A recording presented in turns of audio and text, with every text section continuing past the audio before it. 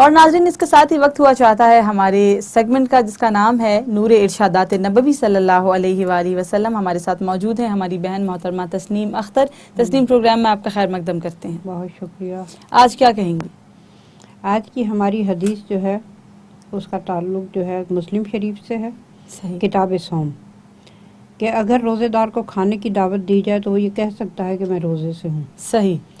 حضرت ابو ہریرہ رضی اللہ تعالیٰ عنہ سے مروی ہے کہ نبی کریم صلی اللہ علیہ وآلہ وسلم نے فرمایا کہ جب تم میں سے کسی کو کھانے کی دعوت دی جائے صحیح. تو وہ یہ کہہ سکتا ہے کہ میں روزے سے ہوں.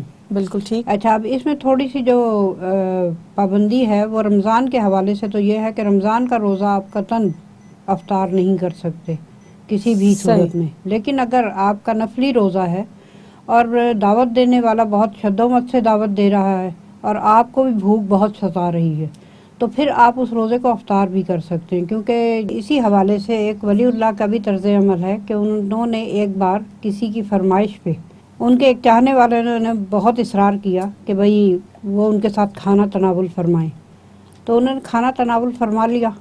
تو آپ کے جو قریب لوگ موجود تھے انہوں نے پوچھا کہ آپ تو روزے سے تھے تو انہوں نے فرمایا کہ کسی کا دل توڑنا جو ہے وہ زیادہ بری بات ہے اس حوالے سے کہ آپ اگر اپنا نفلی روزے کا ثواب سمیٹیں.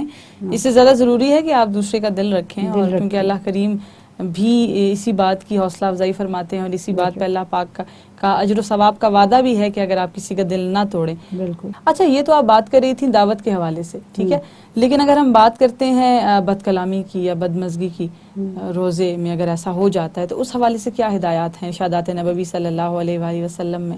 اس میں بھی حضرت ابو ہریرہ ہی کی حدیث ہے رضی اللہ تعالیٰ عنہ کہ انہوں نے فرمایا کہ جب کوئی آپ سے لڑنے کی کوشش کرے تو آپ کہہ سکتے ہیں کہ میں روزے سے ہوں. صحیح. یا آپ کو کوئی ایسی دعوت دی جائے جو کہ اسلام میں بیہودہ بات ہو یا کوئی ایسا طریقہ آپ کو اپنانے کی طرف لے جایا جائے کہ آپ کسی سے لڑیں تو آپ کہہ سکتے ہیں کہ میں اس وقت روزے سے ہوں اور میں کسی لڑائی کی یا کسی ایسی چیز کی موڈ میں نہیں ہوں. میں کسی ایسے کام میں ملوث نہیں ہو سکتا جو اللہ کی ناراضگی کا سبب بنے. بالکل. اللہ کریم ہم سب کو توفیق عطا فرمائے عمل کرنے کی. جزاک اللہ خیر. بہت بہت شکریہ.